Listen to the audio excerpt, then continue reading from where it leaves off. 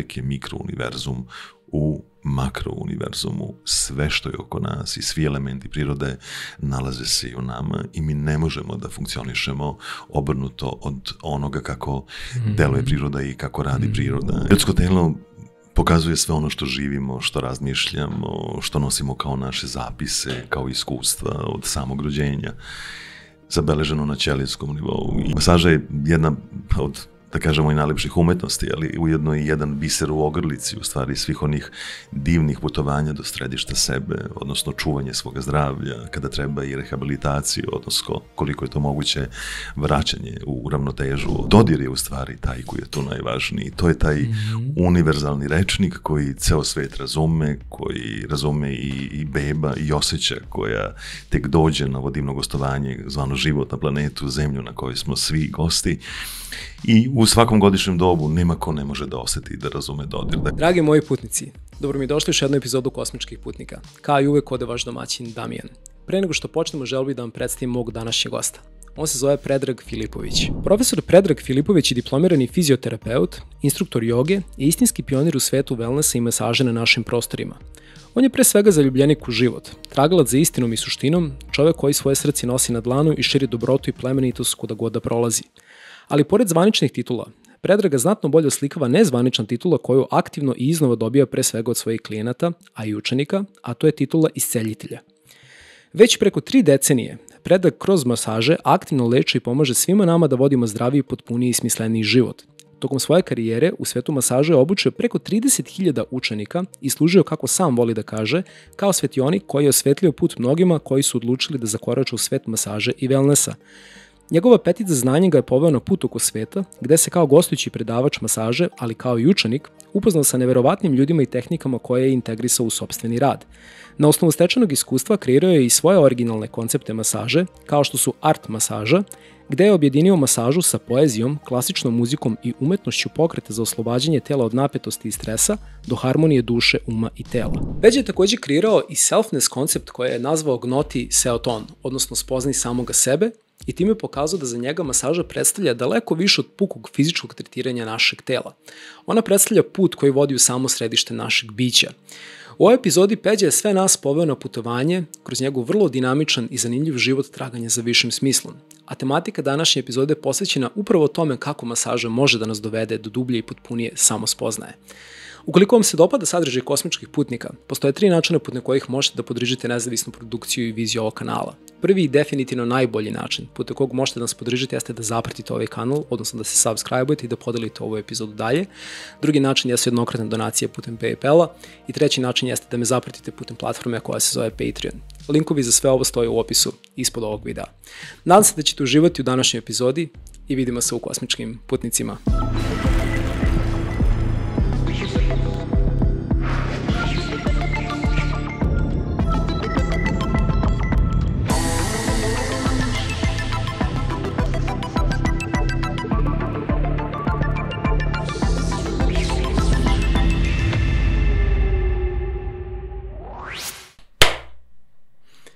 Peđe, dobrodošao mi u Kosmičke putnike. Bolje te našao i hvala ti na pozivu. Nema na čemu, mnogo mi je drago što sam uspio da te ulovim pre nego što se otiseneš na svoje putešestvija. Veoma si cijenjen i tražen kao i lokalni, ali kao internacionalni grandmaster iz sveta wellnessa i masaža. Hvala. Ako se ne varam, trebaš uskoro da kreneš na, možemo da kažemo, jednu vrstu wellness tura po Balkanu, je li tako? Jeste. Da. Evo, ja sam se onako spremio, koferi su u automobilu, moja duša puna lepota koje želim da razmenim i baš po Balkanu. Da u narednih jedno mjesec dana sam vam Beograda, dolazim samo na svoja predavanja na akademiju vikendom i onda nastavljam ponovo. Šta je plan? Gde ćeš da ideš? Posle našeg razgovora krećem na jedno divno mesto u Raumal, to je Vojnica, centar za rehabilitaciju, vrlo onako dobar, kvalitetan u Bosni i Hercegovini. Posle toga se vraćam u Kraljevo, pošto se dele nagrade, pa su me pozvali da budem tu, odmah nakon toga odlazim u Banja Luku, iz Banja Luke u Mostar, iz Mostara se vraćam, odlazim u Podgoricu, iz Podgorice u Ljubljanu, iz Ljubljane se spuštam u Herceg Novi i nakon toga se vraćam u Beograd.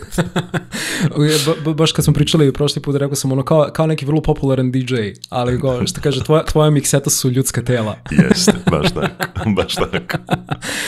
To je zaista sjajno. Generalno ono što je fenomenalno i što zaista volim u vezi mog projekta je što imam priliku da upoznam zaista neverovatne ljude, a i često imam priliku da se upoznam i sa njihovim praksama, konkretno u tvom slučaju sa masažom. I iskreno moram ti priznam da mislim i dalje osjećam efekte masaže kroz koju sam prošao kada sam bio u tvom wellness centru u Karađorđevoj ulici prošlog petka. Hvala. I zaista mi je drago što ćemo tematiku naše današnje razmene posvetiti temi masaža, ali i načinu put na kojih masaža može da nas dovede do te jedne dublje i potpunije samospoznaje. I u tom smislu bih odmah prešao na stvar. I pitao bih te, na koji način misliš da masaža može da nas dovede do samospoznaje i kako ti generalno uopšte doživljavaš taj pojam? Ljudsko telo pokazuje sve ono što živimo, što razmišljamo, što nosimo kao naše zapise, kao iskustva od samog rođenja, zabeleženo na ćelijskom nivou i ne postoji ništa ono što mi dišemo i što nas negde i uzvisi, odnosno što nam da krila da poletimo i da krenemo u ostvarenje svojih snova, kao i ono što nas negde malo zaustavi ili što nam nekako ne daje prostora da raširimo krila koliko bismo mogli, a da ne ostavlja svoj zapis na ljudskom telu, ali zaista u svakom smislu. Masaža je jedna od, da kažemo, i najlepših umetnosti, ali ujedno i jedan biser u ogrlici, u stvari svih onih divnih putovanja do središta sebe, odnosno čuvanje svoga zdravlja, kada treba i rehabilitaciju, odnosno koliko je to moguće vraćanje u ravnotežu, odnosno onako vraćanje u balans i u bazu. Dodir je u stvari taj koji je tu najvažniji. To je taj univerzalni rečnik koji ceo svet razume, koji razume i beba i osjeća koja tek dođe na vodivno gostovanje, zvano život na planetu, zemlju na kojoj smo svi gosti.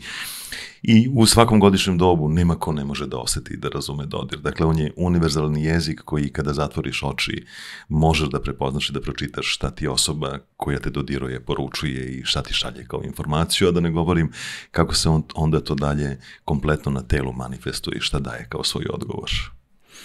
Šta u tom smislu, eto recimo kad pričamo o spoznaji samog sebe, u kom smislu misliš da nas onda masaža vodi ka tome? S obzirom da jeste poprilično univerzalan jezik, kao što si rekao, i zato mislim da je bitna tema, pa bih volio da te pitam na koji način to doživljavaš, u smislu da može da nas same kroz prizmu masaže približe malo dublju spoznaji. Uloga terapeuta je misionarska, zaista na različite načine, ali jedan od njih je da uđeš uz dozvolu i uz puno poštovanje osobe koja ti poruža tu mogućnost i ukazuje poverenje da čitaš tu životnu knjigu i volim da kažem često da popališ sve onako prekidači i da osvetliš unutrašnje prostore. Ti kao gost nemaš pravo da menjaš niti raspored u tom unutrašnjem prostoru, niti da izbacuješ ono što je već dotrajalo ili što bi trebalo da se evakuiše iz psihe, iz tela, iz emotivnog dela nas, iz tih foldera, kako ih psiholozi zovu i koji su zabeleženi iskustveno u nama. Ti jednostavno upališ sve te prekidače da osvetliš prostore, a onda osoba koju to činiš lagano pravi to veliko sređivanje, odnosno susreće se čak sa nekim zapisima koje je i zaboravio ili zaboravio da ih ima u sebi, ko zna iz kog perioda života. Pa se onda pita šta meni treba da nosim ovaj teret na ramenima i zašto me boli vrat i zašto me ubije u međulopatičnom delu da ne mogu glavu da okrenem. Pa se onda pita zašto mi trnu ruke, pa se pita zašto me stomak često boli ili on različite promjene u, lumbalnom delu, slabinskom ili u krstom delu, zašto mi noge otiču, zašto mi je kretanje drugačije, zašto je moje disanje izmešteno iz centra koje je u stvari jako važno. Dakle, terapeut je tu samo jedan od onih božanstvenih putokaza osobi da lagano, ukoliko je spremna na to putovanje, a najlakše o njemu govoriti i sad sve možemo da pričamo kako je tako jednostavno, kreneš i putuješ i čistiš, izbacuješ smeće, praviš prepakivanje u svojim unutrašnjim fijokama, ono kao što svoj dom ili prostor u kome živiš čistiš, međutim to je također jedan ozbiljan proces i jedan ozbiljan proces susreta u stvari sa svim onim što je priroda, jer mi jesmo delovi prirode. Priroda je kompletno u nama i nisu to uvek samo osvetljeni putevi koji su suncem obasjani, izmilovani. Ima tu i raznoraznih nemani, ima tu i raznoraznog nevremena, ima tu i na terenu nekih elemenata na koje možda se spotakneš, pa da se malo i povrediš, ukoliko nekako nisi potpuno otvoren i obazriv na tom svom unutrašnjem putovanju, a opet sve to što činiš treba da radiš sa ljubavlju. Dakle, ništa na silu, niti pod neko moranje, niti iz inata, što nije tako baš i retko u našoj sredini, nego prosto sa ljubavlju prema sebi. To osvestiti i zavoleti sebe, to je zadatak, mislim, svih nas i svi smo generalno u ovozemaljskom životu na tom jednom putu koji nam daje kao postulat spoznaj samoga sebe, zavoli samoga sebe, jer onda ćeš i upoznati i razumeti ceo svet oko sebe, jer onda kada se upravo sretneš sa svim tim i lepotama i onim drugim segmentima koje nosimo u sebi i sa svojim raznim zapisima ili modelima ponašanja i sa onim svojim nesigurnostima i sigurnostima i sa svojim snovima ostvarenim i neostvarenim, onda ćemo da razumemo i drugo biće bez ikakve potrebe da osuđujemo, da mi nekog prepakujemo znajući koji je naš put u tom jednom divnom sređivanju, odnosno vraćanju u balans. Sviđa mi se taj opis. I zaista rezonira sa mnom, posebno u tom smislu što svaki put kada odem na masažu, ali posebno posle masaža kod tebe, kad sam izašao iz salona, uvijek imam taj osjećaj da sam upravo uradio nešto mnogo vredno za sebe. I za svoj um, i za svoje emocije, i za svoje telo, i za svoj duh. I često onda pomislim, čoveče, ovo mora da postane stvar neke redovne rutine i praksi. I žao mi je generalno što masaža kao takva nije, da kažem, taj neki deo gotovo svakodnevnice, nažalost za većinu ljudi, ali to nada se da će ova epizoda možda malo uticati na to da je približimo i da postane ljudima koji naravno mogu to sebi da priušte, ali ćemo pričati o nekim tehnikama koje ljudi mogu da primene i na samima sebi, što je isto sjajno. Zanimljivo je da si ti krenuo da se baviš masažama iste godine kada sam se ja rodio. Da, zamisli. 1989. godine. Da. I zaista u tom smislu mislim da bi bilo krajnje adekvatno da te okarakterišem, odnosno da te oslovim kao jednog istinskog autoriteta i pionira na našim prostorima kada je wellness i kada je masaža u pitanju. Ali sad bih volio da te pitam, zanima me kako je izgledalo to formiranje jednog autentičnog, tvog ličnog životnog iskustva koje te je dovelo do te spoznaje da ćeš doprinos svima nama doneti u formi masaže i wellnessa? Znakovi pored puta su uvek bili nekako kao i kod svakog čoveka i na mom putu. Možda sam bio negde malo otvoreniji i slobodniji da ih pročitam ili da pustim da mi donesu poruku. Studirao sam na višoj terapeutskoj školi u Beogradu, bio odličan student, bio velika nada mojih profesora da ću napraviti neke izmene i pomake u kineziologiji i kineziterapiji koji su jako zahtevni, koji traže izuzetno mnogo znanja, za koje su smatrali da taj postament imam dok sam studirao. Međutim, mene je izuzetno zanimalo, odnosno počela da zanima masaža, zato što je to bio jedan deo u fizikalnoj terapiji koji se zvao mehanoterapija i sastavni deo je prosto cele te linije i uvek se nekako ona definisala kao rad na telu, primjena masažnih vatova koja dovodi do niza različitih procesa u telu i promjena u termoregulaciji i tako dalje i tako dalje. I meni je uvek tu falila ona priča duše. Šta se dešava u stvari sa dušom? Da li ja samo radim na opuštanju bicepsa, tricepsa, deltoidusa, nervusa i šiatikusa, peroneusa ili tako dalje i naravno važno je da znam anatomsko-fiziološke postavke tela, ali šta se dešava sa onim što sam malo pre spomenuo, da je svaki čovek ispisana knjiga života i da sve što živimo se u stvari na telu i manifestuje i da masaža pre nego što krenem da masiram biceps i da masiram šaku ili stopalo, da se zapitam u stvari zašto je taj grč prisutan, zašto je zatvoreno telo energetske, da mi ne dopušta da krenem i da ga nekako usmeravam kako da se polako vrati i u svoje stanje ravnoteže. I onda je prosto krenula ta jedna moje sanjaranje, moje istraživanje, moje iskustvo, to početno koje se kasnije nadograđivalo sa mnogo učenja, sa mnogo razmjene iskustava sa drugim kolegama, sa povezivanjem nekih različitih segmenata za koje sam uvek smatrao da su kompatibilni sa terapeutskim znanjima, od učenja joge, preko glume čak koju sam diplomirao i završio na akademiji, koja mi je tu dosta pomogla u aspektu psihologije ličnosti, da bih kasnije odlazio na telesnu psihoterapiju, studije kod doktorke Ljiljane Klisić, da bih završavao aichi tehnike kod čuvenog Japanca Junkona, da prosto nekako tražio sam izvore koji su još mogli da mi budu putokazi i da mi budu smernice da ono što radim nije kako mali perica zamišlja da funkcioniše čovek, nego da i to što jeste kreativnost i što jeste umetnost u stvari bude na postamentu znanja koje posle ti svojom energijom, svojim angažmanom, svojom verom u to što činiš u stvari bojiš i donosiš je svetu i nekako daješ input nenametljivo drugim ljudima kroz edukacije koje, 34 godine traju i zaista izuzetno mnogo divnih ljudi koji dođu da se upuste u to putovanje zvano masaža, koje tako jednostavno zove se masaža, a u stvari to bude jedno putešestvije koje menja ljudima živote. Oni koji uđu u masažu i koji skroz uđu u masažu od tog nekog prvog često, tako bude inputa da je to posao koji će da donese novac, da će da rade, da zarade pare, da odlaze na brodove, u stvari dođu do toga da otkriju lepotu u sebi koju daruju svetu, da otkriju ljubav, jer masaža zaista i jeste ljubav, prvo prema sebi, a onda i prema drugom biću. Treba mnogo voleti čoveka, zaista i posvetiti se čoveku, ali onako holistički skroz, kao jednom divnom tom konglomeratu lepote, da bismo mogli uopšte pričamo o masaži kao putovanju, masaži kao umetnosti, masaži kao leku, a ne samo masaži kao industriji i primjeni 6 masažnih vatova i korišćenju preparata, aparata i ostalog što ide u cilju održavanja lepote, koja naravno da ima svoje značajno mesto, ali nije jedino važna i nije glavni postulat same masaže.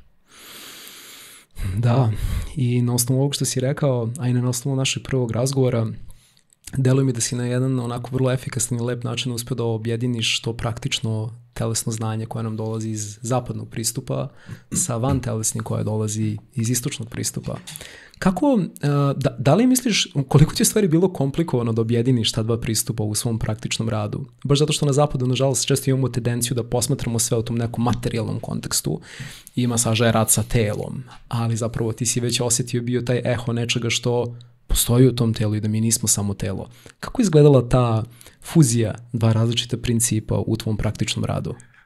Ona je oduvek bila prisutna, samo je nisam nazivao tim imenima. I u to doba 89.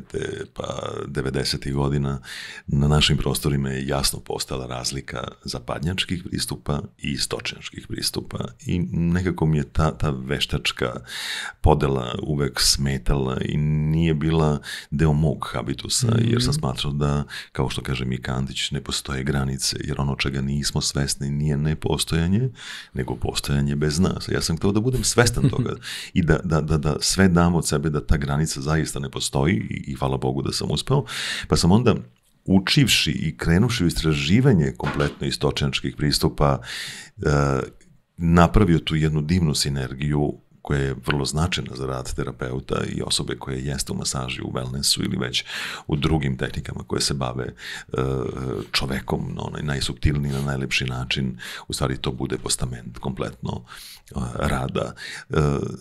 I ono što nosiš, ajde da kažemo, iz zapadnog modela, ono što nosim iz klasične medicine je zaista glavni postament moga rada kao fizioterapeuta i hvala dragom Bogu da sam se nakon 5. Beogradske gimnazije uputio i na to jedno divno istraživanje čoveka kroz elemente prirode koje nam pomažu da i čuvamo svoje zdravlje, ali i da radimo na rehabilitaciji kada je to potrebno i da sam upravo na tom postamentu kasnije nadograđivao sebe i sa istočnjačkim filozofijama i bilo mi je mnogo lakše nego da je bilo obrnuto. Cijela ta istočnjačka filozofija me apsolutno duboko dira kao i sve ljude koji uđu u nju, zato što uvek kreću od onog prvog i osnovnog postulata. Čovjek je mikrouniverzum u makrouniverzumu. Sve što je oko nas i svi elementi prirode nalaze se i u nama i mi ne možemo da funkcionišemo obrnuto od onoga kako deluje priroda i kako radi priroda. Drage moji, napravio bih samo kraću pauzu da vas podsjetim da čak 80% vas koji gledate Kosmičke putnike i dalje nisu zapratili ovaj kanal. Definitivno najbolji način putem kog možete podržati ovaj kanal jeste da ga zapratite, odnosno da se subscribe-ujete. Samim tim što ste zapratili ovaj kanal ga činite boljim na mnogo načina, a pre svega time što povećavate povećavate verovatnoću da ugostimo što veći broj gostiju koji su regionalni, a i globalni autoriteti vezani za teme koje inače obrađujemo u Kosmičkim putnicima. Zato molim vas, kliknite na to malo subscribe, odnosno zaprati dugmence i samim tim povećite brzinu ovog kosmičkog putovanja na kom smo svi zajedno. Hvala vam i idemo dalje. I onda to učiš. Naravno, od početka o disanju, pa onda učivši šijacu, učivši odlazeći na akademiju za instruktore joge, kroz određene pranajame, kroz određene postavke, shvataš zašto je važno da uvek prvo disanje bude u svemu, zašto masaža kreće sa disanjem, zašto su naša pluća toliko važna, zašto su pluća povezana sa imunim sistemom, zašto je radost i sreća koju nam tako propagiraju jako važno u našem životu da bude pokretač, a zašto s druge strane bilo kakva sekiracija, strahovi gase snagu, gase vitalnost, potpuno te menjaju ti biohemiju u samom telu. I sa tim disanjem u stvari sam krenuo, baš kako kaže istočnjačka filozofija, kao onaj prvi prekidač koji se nekako škljocne kada dođemo kada se rodimo, jel? Kada nam odseku pupčanu vrpcu i taj prvi udisaj u stvari pokrene i krene kompletno celo naše biće da radi. Znači kreće sa plućima. A sad opet sa druge strane, šta je meni važno kad radimo masažu i šta je to što ti ljudima stalno nekako prenosiš, odnosno želiš da uđu u to i da malo se pozabave time, nenametljivo, ništa onako autoritativno, ništa striktno. Jednostavno, u tom grudnom košu našem se nalazi i glavno grudno limfno stablo, ductus thoracicus. Cela limfa našeg tela, koja inače jeste materializacija emocija, prolazi kroz ductus thoracicus. Šta se dešava kada smo tužni, kada se zatvorimo, kada blokiramo naša ramena, kada se skroz skupimo, kada skupimo naša pluća, kada nam se dešavaju stvari, onoliko ih ima koji nas dovode do tuge i melanholije. Neretko se desi da ljudi, da im nos proradi, da im padne imunitet, da se kao prehlade. Neretko se desi da odleže par dana dok se ne vrate u stanje ravnoteže. Upravo u tom delu naših grudi, upravo tu gde dišemo i gde je centar onog krsta, vertikale i horizontale, i gde je naše srce, odnosno ljubav, se nalazi taj centar ljubavi koji istočnjaci, odnosno, ajde kažemo, Indija zove anahata, odnosno srčani centar. Kada dišeš, odnosno kada ti dođe osoba na masažu za koju vidiš da u sebi nosi tugu, pogledaš je po telu, vidiš je u očima koje jesu gledalo duše, vidiš je po načinu na koji diše, mislim da je najmanje važno, makoliko to bilo lepo u wellness industriji i daje mnogo mogućnosti da terapeut bude kreativan, ali mislim da je to najmanje važno da li ću ja da menjem orahe pa da po njoj da je pilingujem, da li ću da grožđe, ne znam, sa vinom, sa nekim drugim stvarima što su za lepotu, za oslobađanje slobodnih radikala, za, ne znam, tonus kože, da joj nanosim, koliko je stvari važno da se posvetim, da krenem sa disanjem. Jedino što tu ima smisla je aromaterapija, da mi opet priroda bude od pomoći i da onda krenem sa eteričnim muljima koja će da donesu svetlost, koja će da budu puna sunca, koja će da budu upravo ta, koja će da budu saveznik terapeuta u tome da otvorimo grudni koš, da otvorimo stomak koji je također jako važan u svakom smislu, hara, kako istočnjaci zovu, centar životne energije, još u nekom prevodu je nazivaju i duša, a mnogi kod nas, recimo, kada rade masaže, izbjegavaju da rade stomak. Nikad mi je bilo jasno zbog čega je to tako. Ne rade stomak, kao ljudi ne vole stomak. Nije da ne vole ljudi stomak, nego prosto ima tako tu nekih različitih zabluda koliko je to sad toliko intimno, toliko, ne znam, ne treba dirati stomak, ali je u stvari upravo ta hara. Možemo da kažemo i krucijalni deo kada su masaže u pitanju. Bez masaža stomaka, bez stimulacije određenih tačaka i svih zona koje se nalaze na stomaku, mislim da ne možemo da pokrenemo uopšte ceo energetski protok u našem telu. Znači, stomak od važnosti i svaki zglob našeg tela od fantastične važnosti, jer je svaki zglob u stvari energetska kapija i nema nikakvog smisla da ti masiraš mišiće i da ulaziš u strukture dubljih mišića koliko možeš i da se baviš akupresivnim stimulacijama ukoliko zglobove prvo nisi razgibao, otvorio, telo pozicionirao, pa tek onda ideš lagano do epicentra. Prvi put kada sam bio kod tebe sam se susreo sa masažom organa. Nikada do tada, uvek je bilo ono, dođem na masažu, legnem na krevet, neko malo ono noge, malo leđa, to je to. I eventualno ruke. Mnogo zanimljiv deo masaže bio kada si krenuo da stiškaš, odnosno da kroz masažu mi na neki način skrećeš pažnju koji organ masiraš. Yes. To je bilo potpuno neverovatno iskustvo. I inače da, hara za ljude koji ne znaju, centar koji se nalazi otprilike između pupka i bešike. Jeste, tu je negde. 4 prsta ispod pupka. 4 prsta jeste ispod pupka, često pominjen tačka i u borilačkim veštinama, između ostalog, kao najstabilnija čovekova tačka. Jeste. I to je bilo, sećam se, u jednom trenutku, kao sad, naravno, što više radiš masažu, to se više mišići abdomena opuštaju i osjećam bukvalno kako stisak prolazi sve dublje. U jednom trenutku, bukvalno kako si uradio bio taj moment stiskanja, doslovno sam osjetio da si mi gotovo dotakao srce. I tako je bilo čovječe, šta je ovo? I iako možda krene kao onako blaga neprijatnost, pošto nikada nisam prošao kroz takvo iskustvo, u trenutku kada se mišići opusti, kada dođe do tog organa, dođe do tako jedno neverovatne, prijatne senzacije, masaže samog organa. To je bilo potpuno neverovatno iskustvo.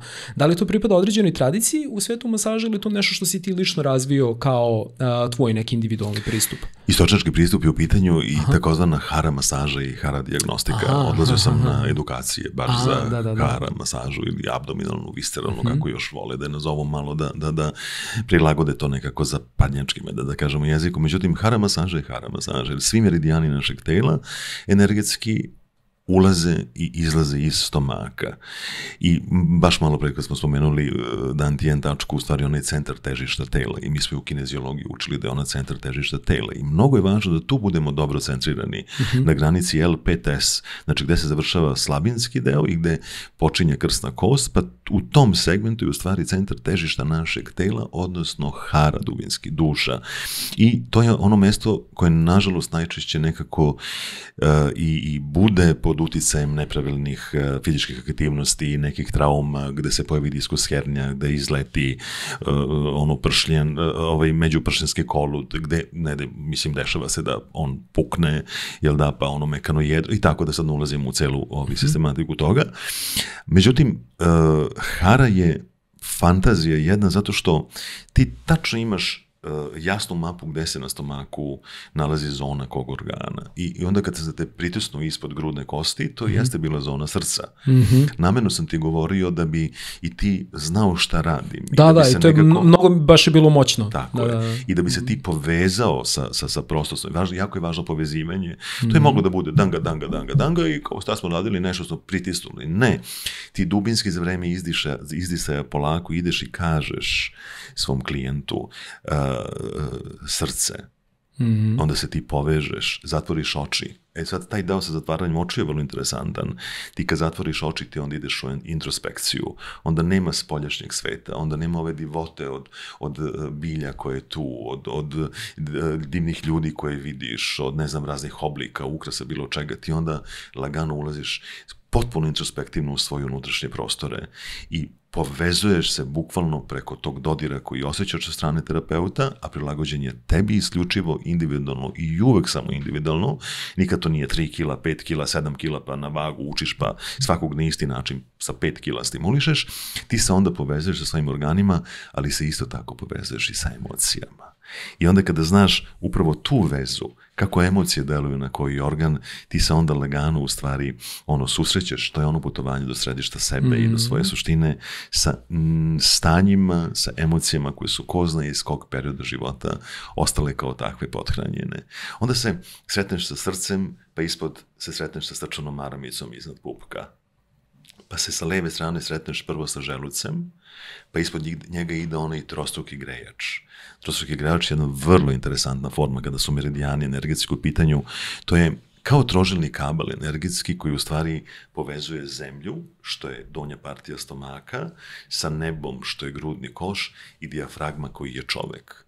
To je ono jedinstvo duhovno, mentalno, fizičko, u svom trojstvu da bude izbalansirano. Inače, jako važan za fascije našeg tela, za mišića motače koji jesu duša svakog mišića po svojoj strukturi.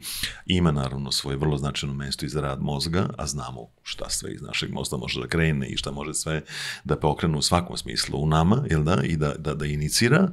Dakle, kada radim želudac i kad osetim taj deo osetljivosti želuca, često se posle pitamo, kao što si ti pitao, šta si pročitao, šta si video, kako mi je telo, u kakvom sam stanju. Sretim se sa želucem koji je osetljiv, istočnjaci to zovu jitsu i kyo. Znači na mestima gde imaš da je energija takva, da je napeto, da je kao sindrom ekspres lonca, da je u nekom osjećaju da će da eksplodira, da toliko energije ima, onda oni to zovu jitsu. Tamo gde nedostaje energija, gde je mlohavo, gde je hladno, gde fali cirkulacija, gde fali te force, onda oni to nazivaju kyo. Kada dođem do toga da je jitsu prisutan, ta napetost u želucu, uvek se pitam šta je to što te izbacuje iz ravnoteže, odnosno što te čini nervoznim. Zašto? Da li si nervozan? Zbog čega si nervozan? Sad, kad mi krenemo da razmišljamo o želucu, obično misliš da li sam jeo i dobro iskombinovao hleb sa mesom, pa ujedno koristio i mlečne proteine, stavio sir, pa pojeo i pomfrit, pa mi je to palo teško na želudac, pa ga zalio, ne znam, nekim gaziranim napitkom. I jeste važno sve to što mi unesemo kao hranu za naše motore, kroz one nutritivne vrednosti, sve one divne delicije i to uživanje i u hedonizmu i u svemu tome, kroz ono kako mi zovemo gustativno. Ali šta da radim sa onim što moj želudac primi od mog oka? Koliko puta u životu čovjek nešto vidi pa kaže okrenuo mi se želudac kad sam vidio ono. Koliko puta ti čuješ i šta sve mi to čujemo, pa kao zvuk ili kao informacija putem našeg uha auditivno dođe do nas, pa ti se želudac uveže u čvor od onog što čuješ kao informaciju. Šta je od onoga kad te neko dodirne i koji je to kvalitet dodira ili šta je to na tebi što preko tvoje kože dođe kao informacija do želuca, pa tu napravi disbalans, što je također hrana za naš želudac. Šta je to ono što osjećam kao miris? Jer miris je prva impresija koju nekako doživiš i ne oko, pa sad lepo je, naravno da ima značajno mesto kad ti vidiš i registruješ da je nešto lepo, pa po kriterijima tvojim ili univerzalnim pitanjem, jel? Ali prvo je miris. Ako ti miris ne prija nečiji, ti ćeš teško uspostaviti komunikaciju ukoliko ti smeta za taj tvoj olfaktorni deo. Sve to naš želudac apsorbuje. A da ne govorimo o onome šta moje misli rade. Koliko ja sa svojim misaonim procesima isto tako sam sebe okrenem u čvor i napravim jedno rasulo. A želudac u istočnjačkoj filozofiji je mnogo važan energetski, jer celo telo u stvari pokriva u energetskom smislu kroz meridijane, pa čak postoji ta jedna čuvena tačka, zove Zusan Li ili tačka 1000 bolesti ili je zovu stomak 36, koja se nalazi na potkolenici, ispod kolena 4 prsta, pa neka 3 cuna, pa između golenice i tibije i fibule, lišnjačne golenice, tačno na mjestu gde se one gore spajaju, to je tačka koji istočnjaci na meridijanu želuca pritiskaju, ako presuru rade, zagrevaju moksom, tapkaju, glancaju i slično. Kad smo bili na predavanjima kod zaista jednog divnog čoveka, jednog od mojih profesora, čuvenog Ohashija iz Japana, Shiatsu majstora, onda je on, apropo meridijana želuca, to je interesantno nama rekao kao terapeutima, kako kad neko ode na neku operaciju ili su tako stanja koja su dosta neizvesna, koja su teška, prijatelji ga pozovu da odu u bolnicu, da jednostavno sa istočnjačkom dijagnostikom malo prosto, ako može da prognozu ili malo ih smiri u smislu voljene osobe i biće do koga ti je stalo, kako da još pomognu u rehabilitaciji. Jel da? I on kaže, ja samo dođem ovako, otvorim čaršav, podignem ga i pogledam stopala.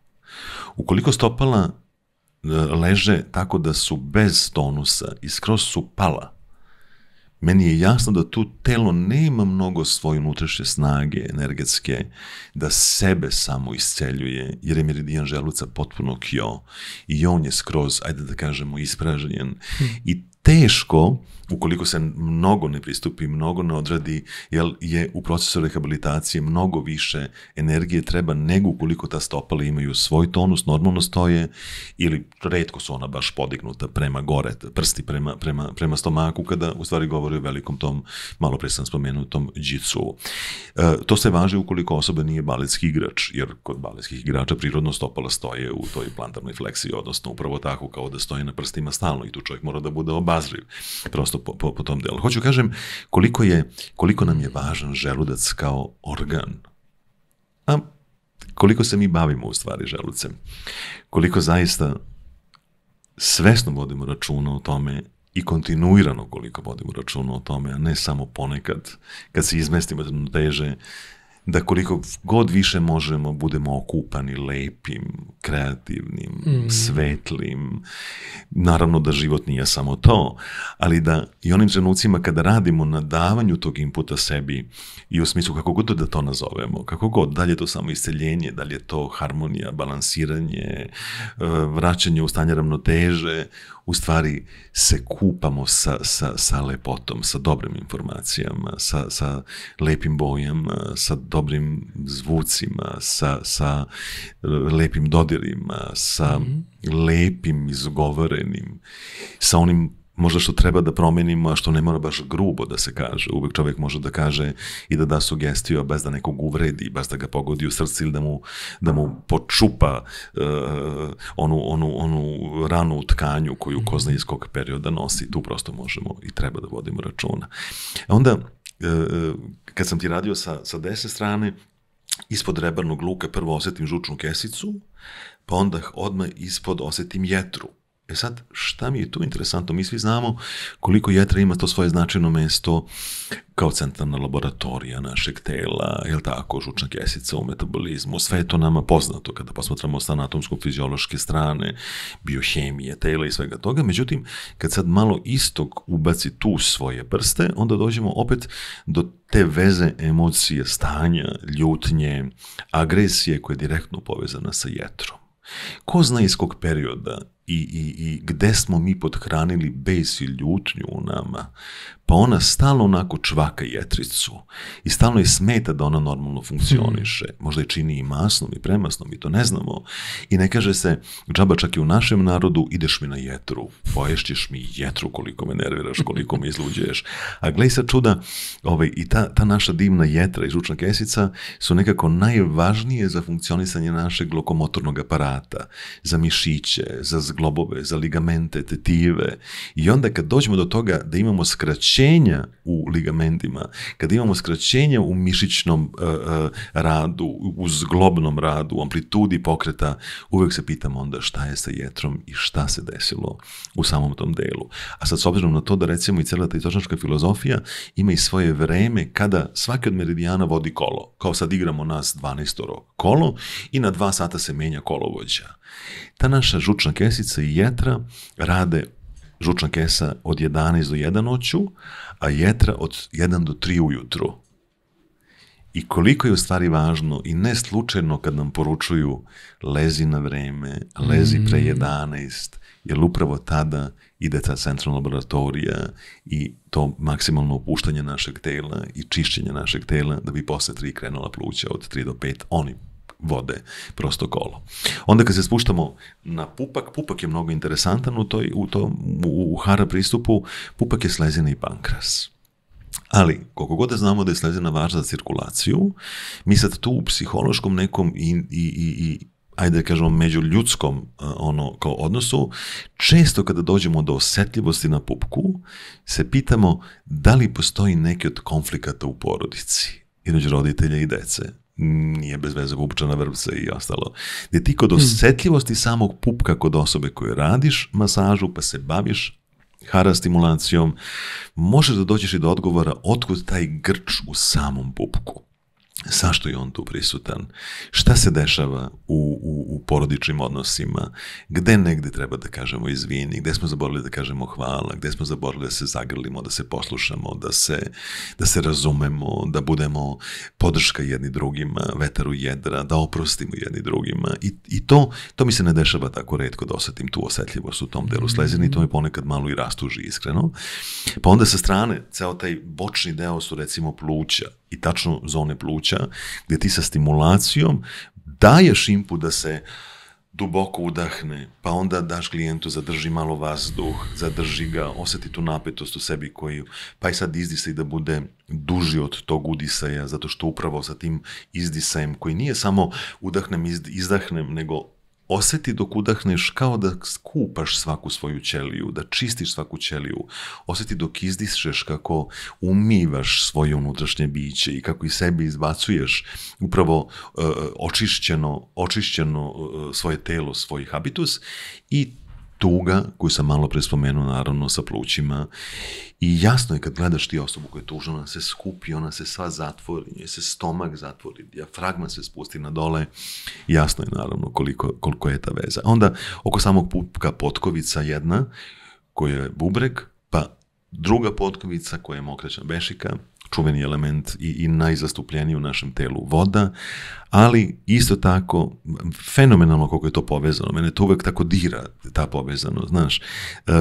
Opet je to negde u projekciji hare, životne energije, a strah je u stvari najveća opasnost za naše bubrege. I strah direktno utiče na bubrege. Kažu istočnjaci da vitalnost našeg bića, dugovečnost zavisi prvenstveno od zdravlja bubrega. I da sve potentnosti koje imamo ili one druge koje nam smetaju nastaju kao posljedica energetskog protoka i energetskog balansa i raznih stagnacija u bubrezima. Bubreg, pa nadburežna žlezda, pa mokraćna bešika, zajedno su element vode. I strah je taj koji u stvari je najveća opasnost na naše bubrege.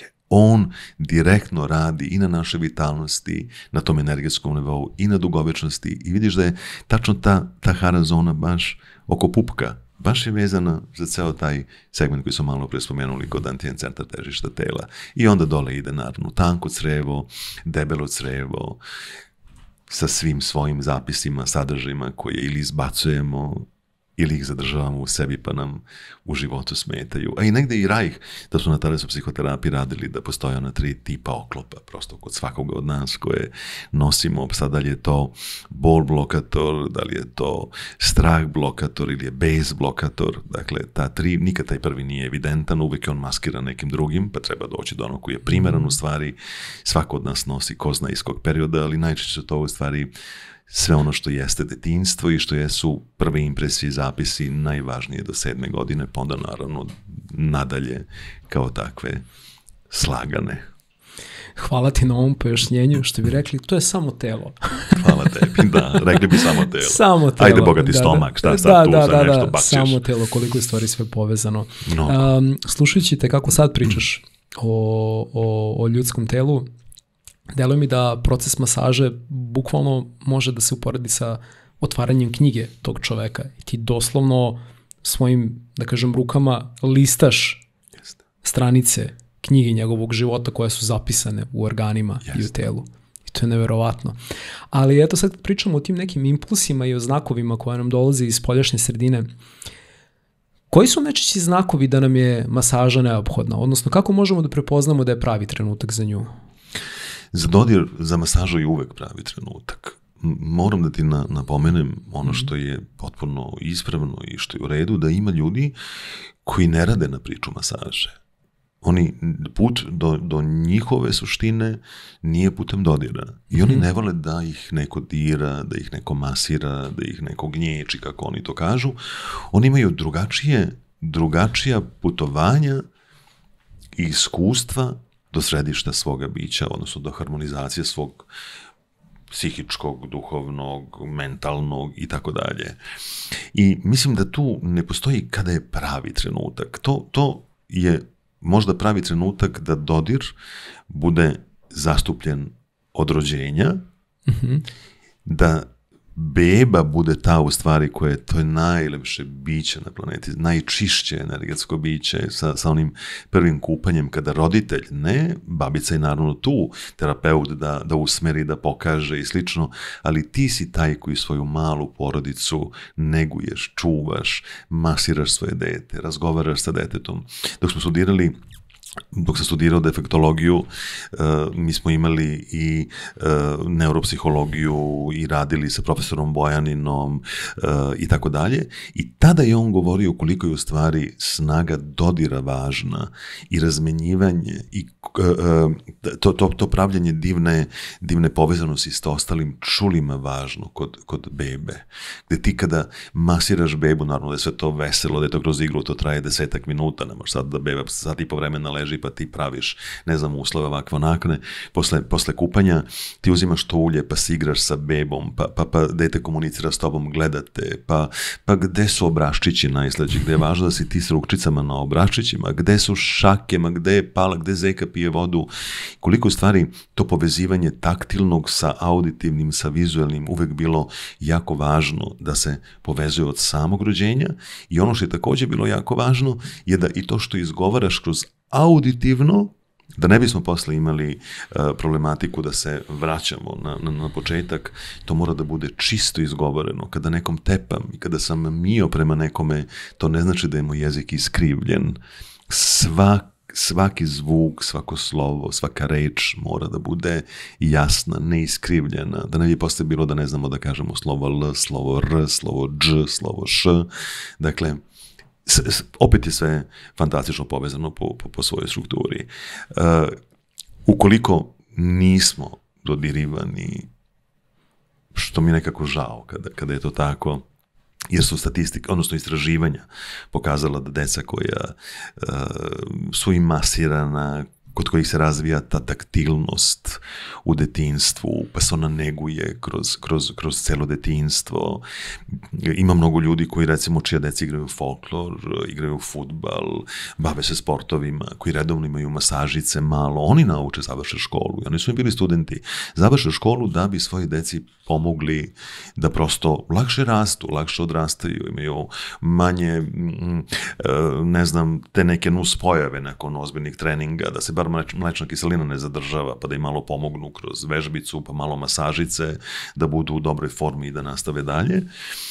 Svakako da ta negde istraživanja pokazuju i da kada je taj dodir prisutan u detinjstvu i ta razmena lepe energije i te pripadnosti i tog, pa možemo da kažemo naravno i podrške roditelja ili već staratelja ili ko te neguje, jel?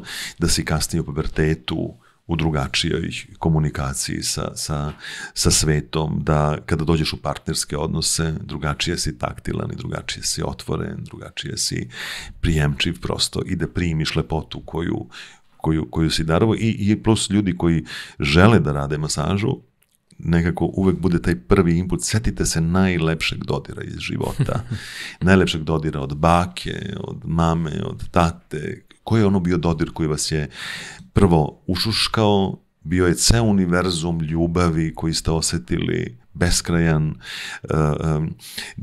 da ste se osjećali sigurno, prizovi njega i neka on teče kroz tvoje dlanove. Pusti njega, neka teče kroz tvoje, s njim radi klijenta. I ljudi koji stvarno se vrate, osveste, a to može svako od nas ako želi, i taj kvalitet dodira sa toliko univerzalne ljubavi donese, to je onda pravi jezik masaže. Da, to zaista zvuči kao zdrav pristup. Pa mislim nekako je i prirodan, znaš. Da.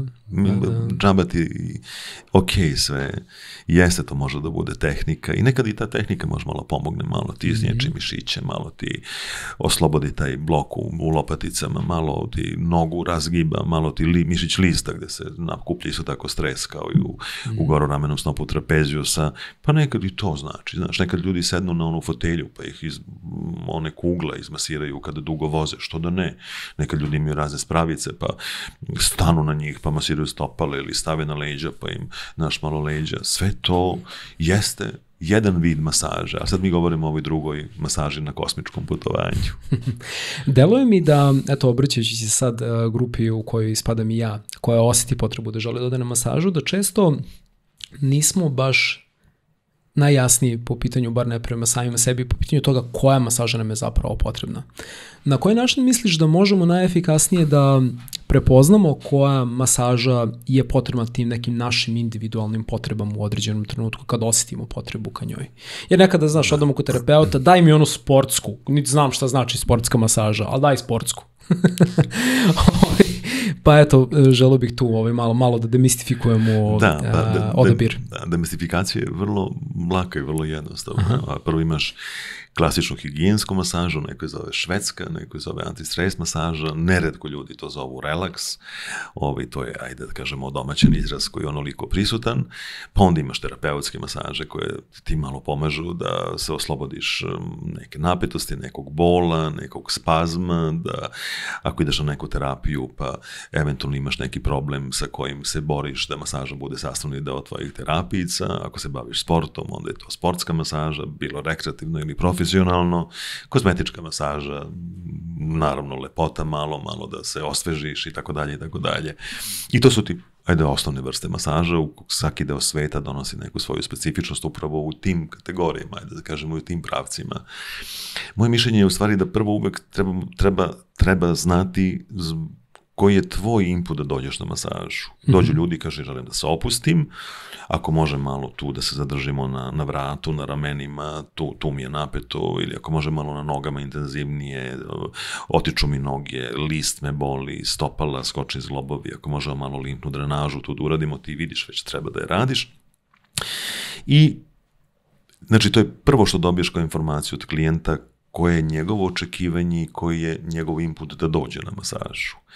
Onda sad ti tu polako osluškujući telo, u stvari opet individualno, radiš, po mom mišljenju, najvažniji holistički pristup. Da radiš i integralno, što smo pričali, sve vreme govorimo o povezivanju fizičkog, mentalnog, duhovnog i slično. U stvari sad radiš kombinatoriku različitih tehnika koje osjećaš da telo traži, da telu prija i da jeste nekako najbolji način da pomogneš osobi koja je došla na masažu. Sad, kada želiš da se opustiš, onda je to mnogo veći izbor. Ti onda možeš i da uživaš u raznim pakovanjima tela i da sa miomirisnim uljima se mažeš i sa glinom da se mackaš i da se pilingujemo i da kombinujemo to sa saunom, sa hidromasažom koja je fenomenalna, sa raznim aromaterapijama, sa raznim tehnikama, kremicama, uljima, da pravimo čarolije, da pravimo bajke, isto to možeš da radiš naravno i kad je terapeutska, ali nekako onda malo više ljudima treba da im se koncentrišeš na taj deo tela koji je u problemu. Pa i sad kad smo kod tih problema i sa terapeutskog aspekta, čudotvorna je ta nekako cela naša mapa funkcionisanja, da kažemo, tela. Znaš, nekad nekog boli koleno i boli skočni zglob, pa se ti pitaš kako je stanje želuca, kako je stanje bubrega, pa ti onda istražuješ ceo gornji deo vrata, međulopatičnog dela, stomaka, da bi došlo do toga zašto boli koleno, a ne odmah idem pa ti masiram koleno, kažeš bolite koleno i ja odmah na to mesto gde je, tu krenem sa masažom, jer upravo to može da bude signal da se negde nešto desilo, pa ti je pomerilo geometriju, što bi rekli, tela, pa je onda i koleno između ostalog zbog te promene geometrije samog tela i te kinetičke energije u stvari dovelo do toga da ti pokazuje da je kao mesto koje bi trebalo da se masira, ono poslednje možda mora da se masira. Pa da, kao što recimo pričali smo da kad si bio, znaš, dođu ljudi i kažu bole me ramena, boli me vrat i sad ja uvatim i krenu da ti masiram vrat, da ti masiram ramena, a zapostavim ti ceo dole slavinsko-krsni deo. A u stvari vrlo često upravo zbog tog spazma, nepravilnog sedenja, velikog opterećenja, fizičkih angažmana, u tom našem donjem delu leđa mi imamo projekciju bolne osetljivosti u vratnom i u ramenom delu, a zamisliti uopšte ne dodirnem slavinsko-krsni deo i da kažem, evo sad te boli, ja ti samo masiram vrat i ramena. Pitanje je kakav je efekat sutra ili da li sam ti zaista pomogao ili ne, ili ono sa druge strane, bolite pa sad ja ajde, toko stisnem da ti oko ispade, naravno šalim se, ili nabijem lakat, pa misleći da treba sad ne znam šta revolucionarno da uradim, da će to da ti prođe i ti posle 15 dana ne možeš da podigneš ruku, ili se sve upali tu, pokidam ti, znaš, ne daj Bože i tako napravim haos sa vezivom, sa krvnim sudovima, mislim, to je i ozbiljna je priča masaža. To je jako zanimljivo, mislim, većina nas verujem da često ne razmišlja o tome da kad imamo bol negde lokalizovan, da često zapravo tu nije uzrok. Nije. Neko ko svom, tu me boli, ajde da se fokusiramo na to. To je prvi put kad sam zapravo krenuo malo bolje da razumijem biomehaniku tela, koliko to zapravo fascinantna stvar. Da ono zbog pogrešnog načina hoda imam problem u vratu ili ne znam, zbog povrede u kolenu imam bol u ramenu, koliko se to u stvari prenosi. Gotovo kao vektori. Neverovatno. Dotičući se sad malo tvog ličnog rada i pristupa u svetu masaža, znači tokom tvog višedecenijskog pristupa su kroz tvoje ruke doslovno prošle gotovo sve tehnike, već mogu da kažem, ove, bar dosta njih, posebno ove koje su malo popularnije, a zapravo neki od njih si i sam kreirao. Recimo kada sam se informisao vezano za tvoj rad, prvi put sam čuo za nešto se zove art masaža. I to mi je bilo jako zanimljivo. Nisam ni pretpostavljao da je postoji jedan takav pristup. Pa bih to sad zamolio da i meni malo još detaljnije, a i mojoj publici koja prvi put čuje za art masažu, približiš šta u stvari znači ta masaža, po čemu je karakteristična. Mislim da je ona krenula da živi ono trenutak kada sam ja krenuo taj svoj izbor kome bi se uvek vratio i za koga sam mnogo puta dobio potvrdu da sam u pravoj priči od početka samog življenja masaže. Ali početkom 2006. godine sam želeo da objedinim sad glumu koju sam završio, ali tu da se vežem za poeziju, pa voljenog Miku Antića, pa posebno dragu pesmu Besmrtnu, koja mi je baš onako bila veliki svetionik na putu u različitim delovima mog života, i to vrlo važnim segmentima, da povežem igru svetla,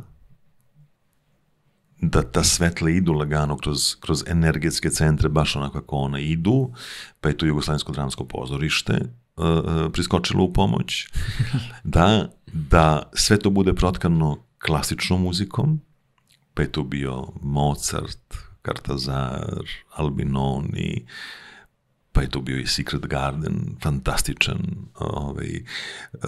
Sve se to odvijelo na Budvagradu, teatru, i ceo performans se zvao Telo umetnosti živi kroz muziku. Možda nekada da se pogleda to, ili postoji neki videozapis toga? Ima videozapisa na YouTube-u. Posle toga je... Baš bi podelio, zato što je, verujem da je zanimljivo. Da. Ars Corpus Vivendi in muzika. Posle toga se u Masleši, u Resku 78, radila priča, ali tu nismo imali svetla, nisu mogli da se igramo, nije bilo mogućnosti. I to je u stvari sad bilo povezivanje, to je sad ono, auditivno, kada ti slušaš, ja izgovaram deo ono, i živi, sasvim živi, negricka je kao miš dane, široko žvaći vazduh, prestiži vetar i ptice, jer svaka večnost je kratka. A ti si na lopaticama i zeleno svetlo te obasipa. Ti ga i ne vidiš, ali tvoja ćelija ga osjeća. I dajem ti informaciju svojim rukama na lopaticama da raširiš krila, širim ti ruke, jer ti on kaže, poručuje Mika, živi, sasvim živi. Cela Besmrtna pesma je zaista to je, mislim, onako, cela jedna filozofija života i jedna od najlepših pesama ikad napisanih na našem jeziku. Ceo jedan univerzum koji je tu kosmičko putovanje tvoje, sve je to je jedno divno tkanje. I ti pokreti koji su u toj masaži, oni jesu umetnost, oni su kao balet na telu. Da ti pustiš da tebe vodi taj zvuk, da tebe taj Albinoni onako skroz skupa, da tebe taj Mozart u svaku ćelicu ulezi. Znaš, ima sad ono i kako koji instrument deluje i tako dalje, i tako dalje. I tako je nastala, eto, art masaža onako iz srca kao jedan pravac. Ti si bio prvi koji je tako nešto radio? Kod nas, radi? da. Ne sećam se za svet da je to rađeno iskreno, ali sam i Komandićem i sa svim ovim što sam ti pričao da... Da, objedinio si zaista upravo to sad sve o čemu si pričao, da se vratimo na onu priču organa i probao to nekako da predstaviš. Sve, da. I u tim pokretima i u tome što se radi. Znači da to nije bilo, znaš, puko, moje ruke samo idu, pa ja tako baletanišem se tu i tako bacam ruke i ne znam, nego je svaki pokret on jeste išao iz srca, ali je bio pokriven da znam gde se nalazim, zašto sam na kuku, zašto na ramenu, zašto na stopalu, zašto na glavi. Znaš, sve je to prosto stvarno jedna poezija, lepota, ali stvarno je jedna divna lepota. Osvrćući se i dalje još malo na tvoj rad, kada sam čitao tvoju autobiografiju, naišao sam na jedan deo koji mi je bio baš posebno interesantan, a i tekako je vezan za tematiku našeg današnjeg razgovora u odnosu na masažu kao jednom putu ka samospoznaji. Bio si u Apolonovom hramu u Delfima i vidio si urezanu u kamenu čuvenu izreku gnoti seoton, odnosno spoznaj samoga sebe. I kasnije si razvio i koncept, odnosno selfness koncept, koji se baš zove upravo tako, gnoti seoton. I htio sam da te pitam šta zapravo predstavlja taj koncept? Kako si ga formirao i po čemu se razlikuje recimo od nekih možda drugih pravaca? To je stvarno jedna posebno lepa priča u životu. Pa koji većina u stvari gotovo sve koje su vezane bile za masažu. Boravak u Delfima je bio čaroban i taj susret sa onim kamenom koji je pupak sveta i ta priča o Zevsu i ona dva orla, istočnom i zapadnom, pa posle ta integracija istoka i zapada baš u pupaku sveta i ta poruka spoznaj samoga sebe i taj selfness koncept koji prevazilazi wellness koncept koji u stvari sad pored toga da se osjećaš dobro, prevashodno te vodi do toga da se osjećaš prvo sa samim sobom dobro, pa onda sa celim svetom oko sebe i vodi u stvari kroz upravo različite modele i različite tehnike koje ti pomažu da ti kontinuirano radiš na sebi i da kad odeš iz jednog wellness centra živiš taj wellness svaki dan, da ti bude negde učitelj taj wellness i taj boravak u wellness centru, on je uživao i živi u Kraljevim Čardacima na Kopaoniku i evo već 7. godina. To je taj i prvi selfness koncept kod nas u Srbiji. Sad, po čemu još specifičan? Po tome da smo svake godine mi odvajali 8 dana i radili ceo taj jedan divan program Pozdrav životnoj energiji. Kada dolaze i kolege, znači dolaze ljudi koji žele još da nauče i da implementiraju nova znanja u svoj rad, ali i dolaze ljudi koji veze nemaju za masažu.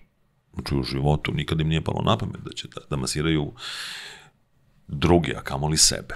I onda u tom selfness konceptu, s obzirom na to da je on putovanje do centra tvoga srca, mi ujutru krenemo oko 7 sati na onim divim proplancima, božanstvena priroda, onaj pogled koji pustiš pa on ide ko zna gde, pa kad zatvoriš oči ponovo pustiš pogled pa on ide ko zna gde unutra, krenemo sa ai chi tehnikama.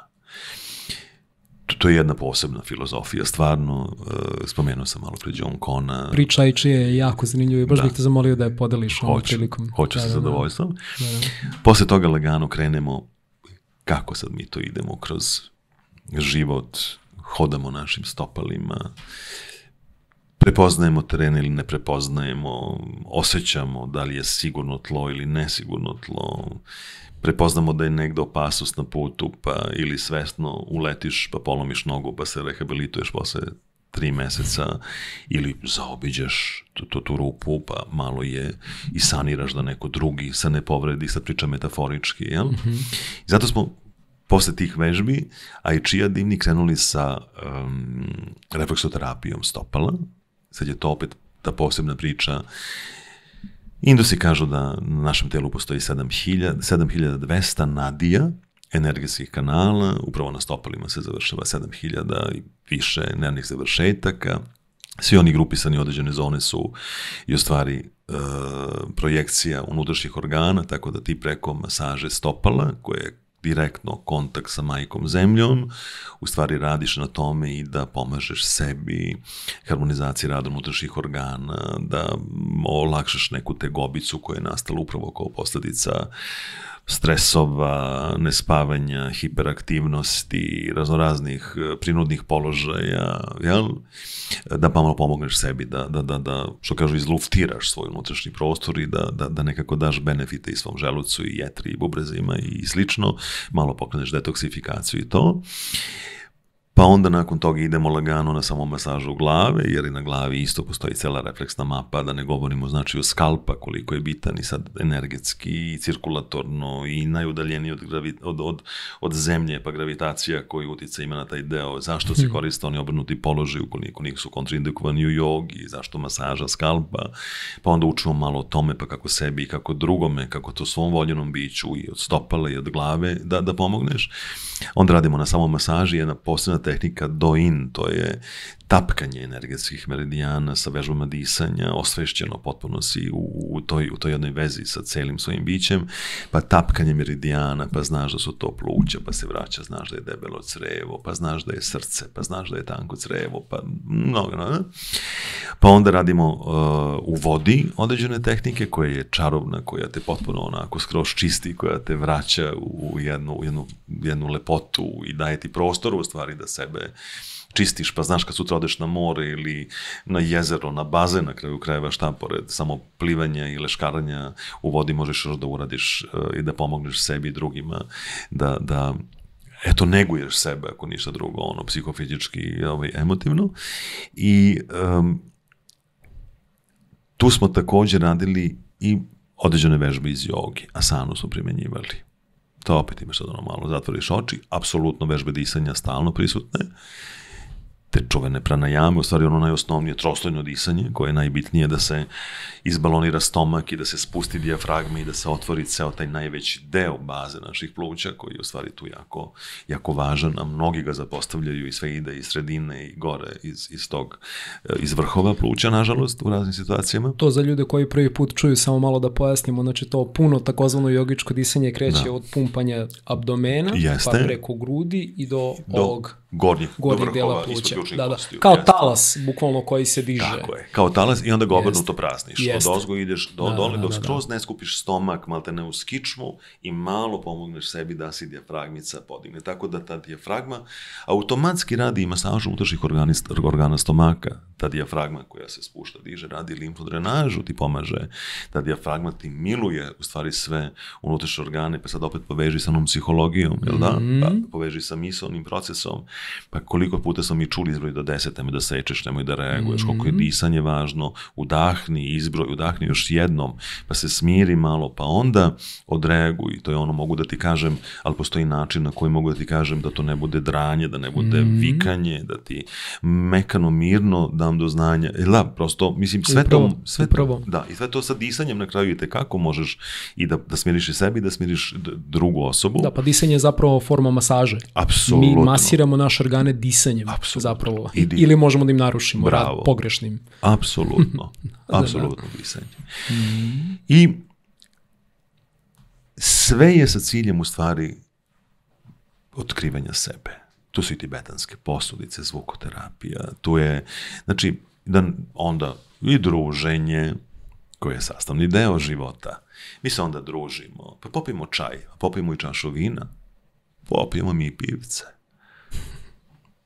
To je onda muzikica koju voliš da slušaš, uglavnom su to bile neke pop varijante i slično, onda to bude malo poezije, onda to bude šetnje jednog divnog razgovora, toplog, ljudskog, lepog, do onog nekog razmenjivanja mišljenja o nekim situacijama, možda nekad i neki putokaz, ako postoji neki problem iskustveno, kao neka od vrata koja nekom krene da otvori, da proba, da otvori. Sve je to selfness. Nije selfness samo tehnika koju terapeut radi. Selfness je ceo život.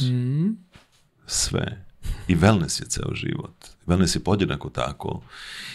I divna večera i divan razmena pogleda osobe koju osjećaš, koju voliš, sa kojom živiš, i zagrlja i pevušenje i najintimniji kontakt sa osobom s kojom živiš, koju voliš, s kojom dodiruješ one posljednje zvezde univerzuma kad se raspukneš kao vatromet.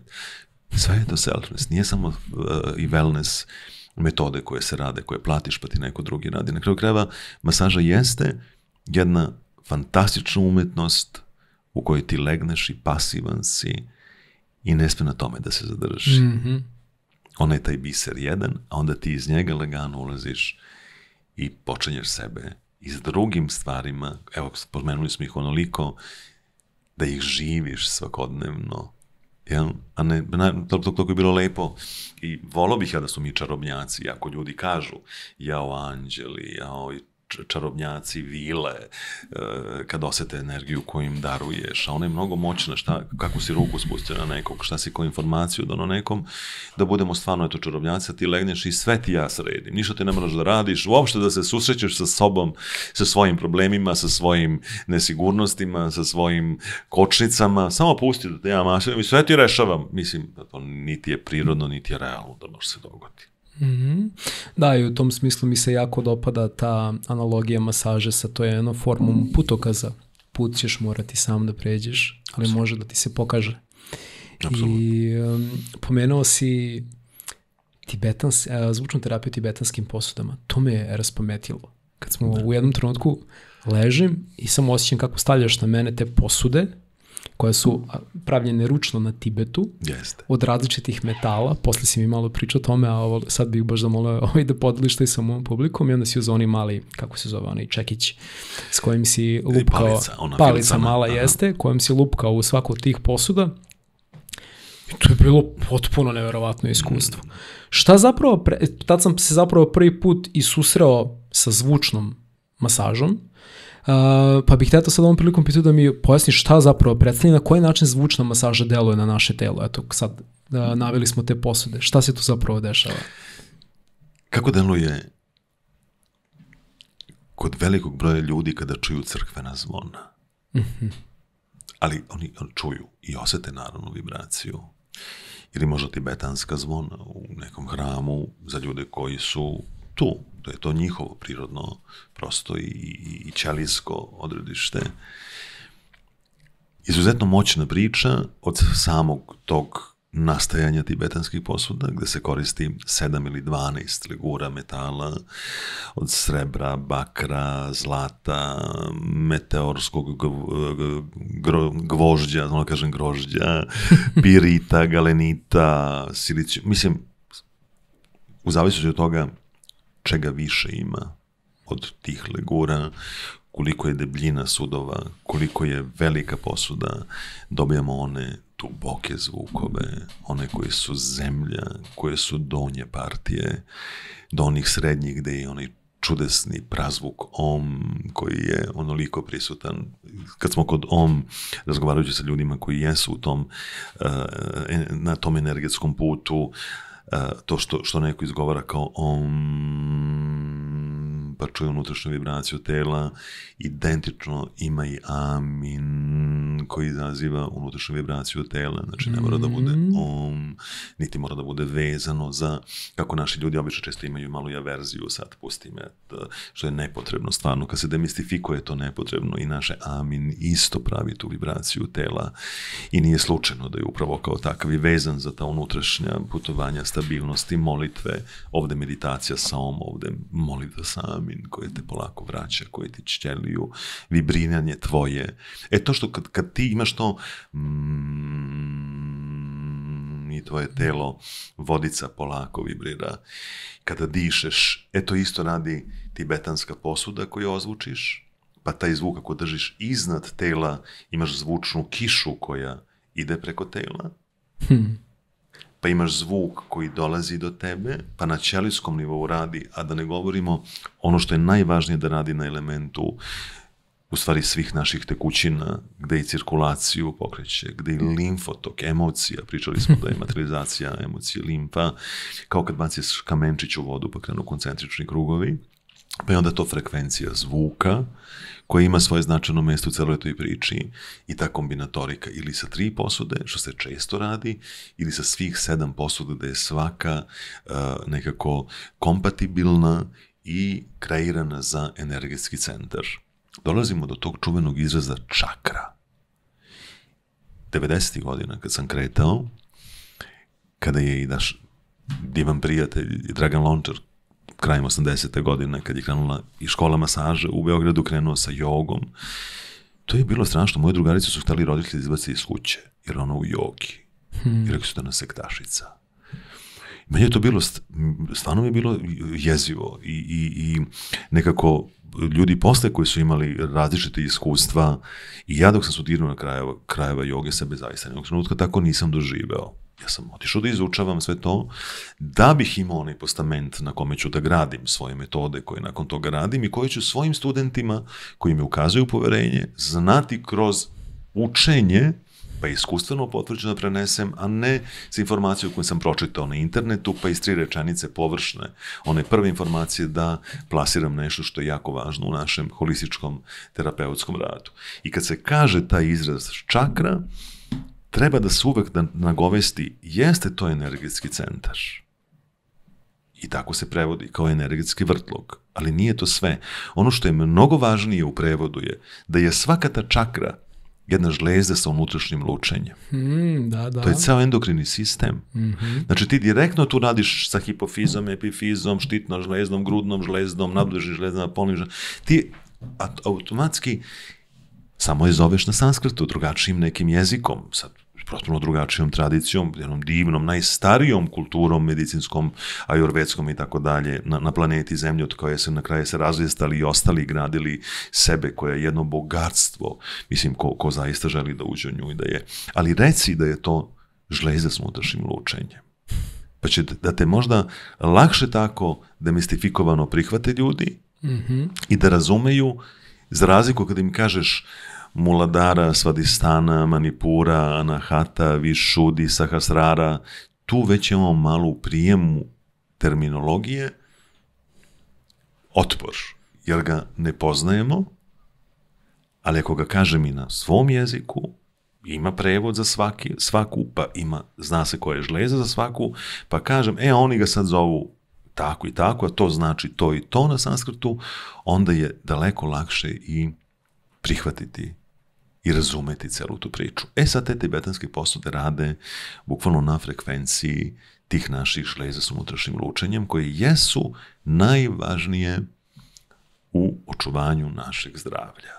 I od tog endokrinog sistema zaviju se stvari kompletno naše funkcionisanje. Jer jedno samo da se desi i da krene sa svojim problemom i da krene u deficit rada, da krene sa stagnacijama, ona sa sobom vuče sve ostalo. Na kraju, toliko danas imamo problema sa štitnom žlezdom, toliko Hashimota ima, pa znamo šta štitna žlezda radi kompletno na nivou celog tela, šta radi nabubrna žlezda, šta radi hipofiza i jasno nam je koliko stvari važno da negujemo endokrini sistem.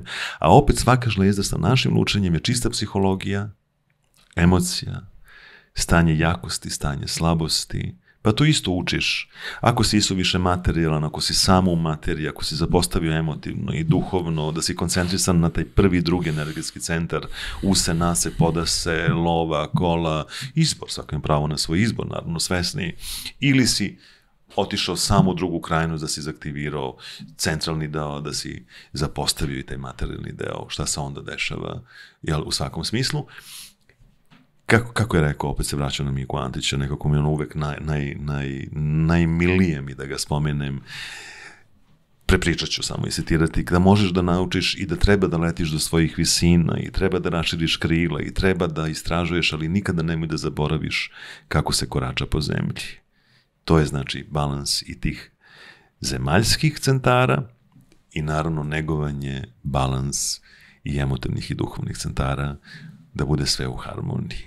I tu tibetanska posuda upravo tako ozvučena sa tim zvukom koji je iznad tebe ili kao što rekao stavimo na telo pa polako ozvučim pa osetio si pa idem preko meridijana energetskih, preko leđa pa niz ruku pa se spuštam niz nogu sa spoljašnje strane pratim kako ide meridijan žučne kesice pa ti onda polako s unutrašnje strane idem prema gore pa dajem informaciju zvukoterapijom na energetski protok bubrega, jetre, slezine, pankrasa pa gore preko leđa mokraćna bešika koja je tu pa ti stavim posudu na stomak pa na grudni koš pa lagano tu vibraciju primenim. U tom nekom praktičnijem smislu bilo je i tih situacija da se zvuk posude menjao na mestima gde postoji, i to se dešava, to je potpuno neverovatno. Jeste, gde postoji neki od blokada. Da je moja jedna drugarica, bilo i posle slučajeva, naravno, sa drugim divnim ljudima i klijentima, dok smo radili zvukoterapiju, smo otkrili da ona ima degenerativni problem ramena. Da. Posuda je menjala, dakle, zvuk. Kada bi približio ramenu... Menjala je zvuk, postao je tuplji zvuk, drugačija frekvencija je bila, nije bilo da sam ja zapušio, niti da je ona, jer tu vrlo bazivo mora uvek da bude rezonantna. Ti kad je držiš iznutra, nigde ne smiješ da je dodirneš rukom sa strane, jer zida koji je dodirnut neće da rezonira, ne može lupiš, ona će ništa, ne daje zvuk. Ona stalno mora da bude potpuno otvorena da bi vibrirala, da bi davala tu jednu čaroliju lepotu. I onda se zna tačno i sad kako zlato deluje, sve su to elementi koji u sebi imamo prirodno. Kako deluje zlato, kako galenit, kako selen, kako bakar, kako, mislim, tačno ima se celu svoju priču. Primenjena fizika, čoveče, na ljudskom telu. Jeste, čista. Neverovatno. Da. I hvala ti na priču o čakrama i na načinu koji si povezao sa endokrinim sistemom. Drago mi je što si uspeo to da prezentuješ na jedan vrlo praktičan način, jer u Kosmičkim putnicima baš želim da govorimo o svim tim stvarima na jedan demistifikujući način. To jedino ima smisla. To jedino ima smisla. Zato što sve te stvari rade i tu su i postoje već hiljadama godina. I bitno je način na koji ih prosto predstavljamo, zato što uvek ljudi pomisle da tu onda moraju da krenu nešto da veruju. Ne, sve je vrlo jednostavno i sve je vrlo praktično i sve radi. Absolutno. I baš sam sa doktorom Vladimirom Milićem, koga sam isto ugostio, koji je redovni profesor fiziologije na Medicinskom fakultetu na DIF-u, pričao i o bitnosti endokrinog sistema i naših hormona koji se luče iz tih zlezda i koja zapravo služe kao glasisi koji pričaju između uma, tela i duha. I to je jako zanimljiva tema, tako da zaista hvala ti na tome. I nadam se da se ljudima sad ove teme, da smo ih dodatno malo demistifikovali. Ma to je veza, znaš što, izvini što te prekidam, ništa, ti imaš recimo situacije, eto sad zamisli da sad ti ja razgovaramo, imaš fizioterapeuta ispred sebe i da sam ja sad krenuo sa latinskim jezicima da pričam. O životnim stvarima da govorim latinskim, što više latinskih, pola ljudi ne bi razumelo i to bi zaista delovalo i najosnovnije od disanja, kad bi krenuo respiratorni procesi koji kreću sa dubokim abdominalnim disanjem, koji se završava sa srednje kostalnim tipom i odlazi u klavikularni deo, dovodi do presije, ne znam, ljudi vjerojatno, koliko ovo nije normalno, šta priča pazi, a samo smo rekli disanje stomakom, disanje sredinom pluća i disanje vrhovima pluća. Što u mom jeziku, moje struke, ima naravno svoj jezik koji mi koristimo u našoj komunikaciji kada smo direktno povezani sa radom. Zašto bih ja to javno govorio svoj službeni jezik, a obraćam se ljudima koji nisu iz moje struke. Upravo. Samo ako ga prevedeš na domaći jezik, svi će te razumeti, a poenta je da te razumeju, ne da sad pokažem da ja znam kako se to izgovara. Čuj, sad ja znam taj latinski izraz. Što ga znaš ga za sebe, ali ako se već obraćaš nekom i želiš da te čuje, onda ga približi. I to u stvari jeste leitmotiv cele moje škole, evo 34 godine, da mi učimo i anatomske postavke, i mišiće, i kako se oni zovu, ali to lagano ide sve prvo na domaćem jeziku, pa ga onda pokažemo i prikažemo i na latinskom. Jeste, i to nije poenta toliko u veri koliko je u razumevanju. Apsolutno. Treba razumeti te stvari.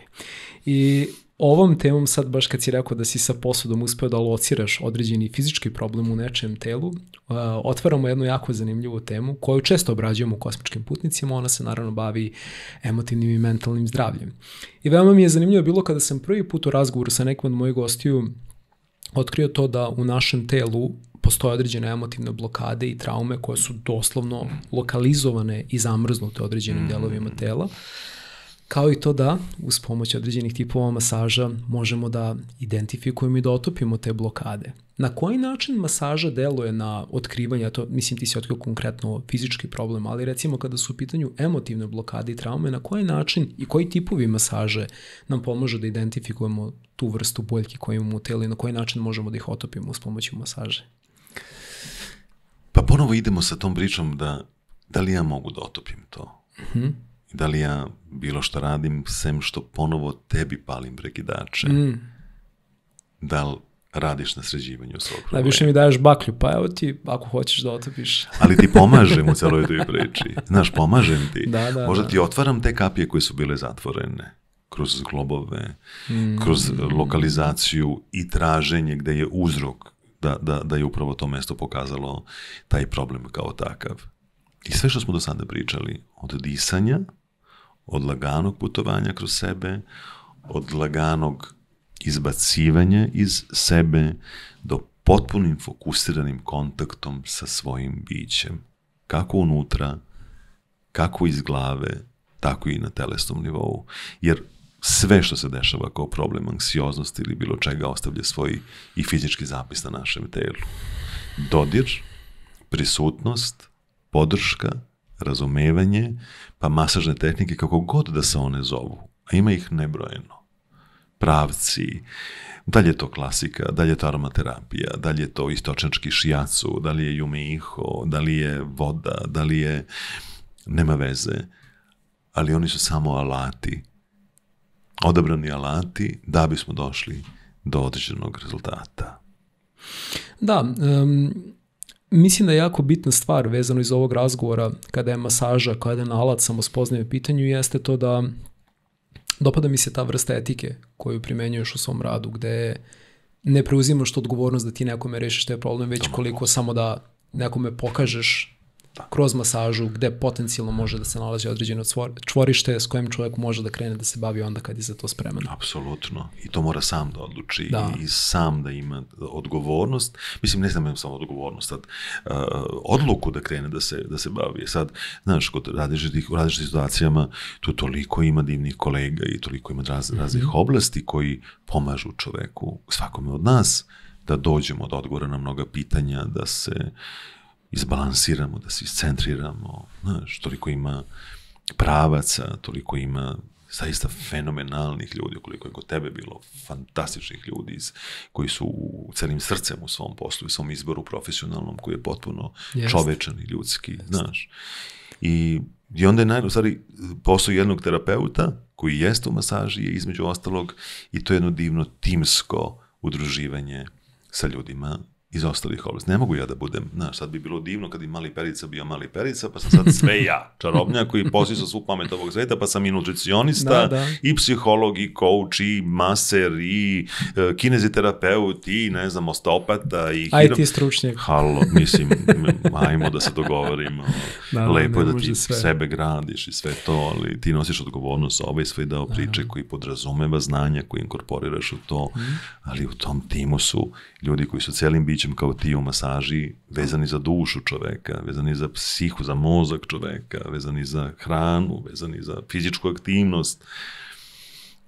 Znaš, tako da... Sa obzirom da si već, eto, onoliko koliko imam godina, odnosno 34 godine već u svetu masaža i u svetu wellnessa, šta misliš da su neke od najvećih zabluda ili mitova na koje si nilazio tokom svoje godine rada kada su masaže, recimo, u pitanju? Da mora da boli. Da, to je jedan od mitova. Da, ako ne boli, nije bila dobra masaža. Da mora laka da se navije, pa da se istiska dobro. Da nema rešavanja celulita ukoliko nisu modre noge i nema modrica nakon tretmana, da se nije dobro razbio, što je jezivo, skandalozno, da ti nekom kidaš krvne sudove i vezano tkiva. Šta mi još može da bude kao zabluda? Pa da masažom odeš pa kao skineš 5 kila otprilike i tako, da ti izoblikujem. To je mit. Da, nažalost. Ti sve radiš, uživaš, jedeš, piješ, dođeš kod mene, ja anticelulit, posle kile čvaraka, anticelulit masaž će ti reši problem. Napravim te Apolonom, dođe žena Afrodita, Venera, mislim, znaš, dođe na masaž anticelulita, nosi tako neko testo u ruci i gazerini napitak, nisam stigla da ručam, što se, dešava se, ali čemu onda, zašto radimo taj anticelulitni program, znaš, ili ajde da mi izbaciš vodu da sad ja... Kako psihološki prići onda tim ljudima? Da, to je verujem da je malo izazov, jer neko ti dođe kao tebe očekuje sad neki rezultat, kao čoveče, hoći vreme rešiš ovaj anticelulit.